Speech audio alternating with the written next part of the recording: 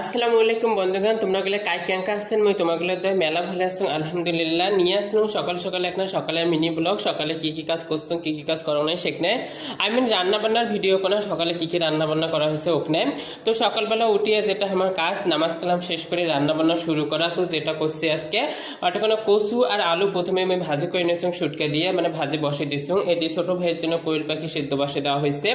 সুন্দর মতো আমার ভাজিয়ে দিয়ে ঝাঁকানাকে স্টাইলে হওয়া ধরছে। ভাজিকোনা যা ভালো হয়েছিল, শেষ পর্যায়ে মই খালি একটা জিরের গুঁড়া দিয়া ভাজিকোনা নামিয়ে নিছি।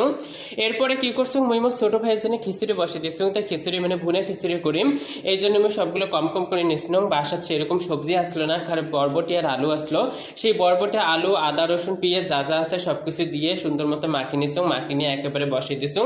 বসে দেওয়ার পর এদিকে হচ্ছে জালি কুমড়া চাল কুমড়া দিয়ে বড় মাছ রান্না করা হয়েছে, সেটাও তোমাগুলো এখানে দেখে নিন। এই রান্নাটাও অনেক সুন্দর হয়েছে, বেশ ভালো। তারপর হলে আমি ঝাঁকানাকে এসলে সাজত গেছি। সাজত যা প্রথমে যেটা করলাম সূর্য মামাক তোমাকে দেখে দিলাম। তারপর যেটা দেখানো, এই যে মুইমের ছাদত গাছ গাছছ, এটা হচ্ছে শশার গাছ। কি সুন্দর একটা হলপলা হয়েছে গাছটা। এরপর এদিকে না রুমত এসে দেখো মোর প্রায় খিচুড়ি হওয়ার পর যে মানে হয়ে গেছে, শেষত খালি আমি সুন্দর মতো এখানে জিরে দিয়ে নামিয়ে নিছি। এই হল লাগছে সকালবেলার বন্ধু আজকে আমার যে কাজ কাম করছি সেগুলোর ভিডিওখানে কেমন লাগলে অবশ্যই কমেন্ট করে জানাবেন, অবশ্যই পাশে থাকবেন। সকলকে অসংখ্য অসংখ্য ধন্যবাদ। Thank you so much. Tata, take care.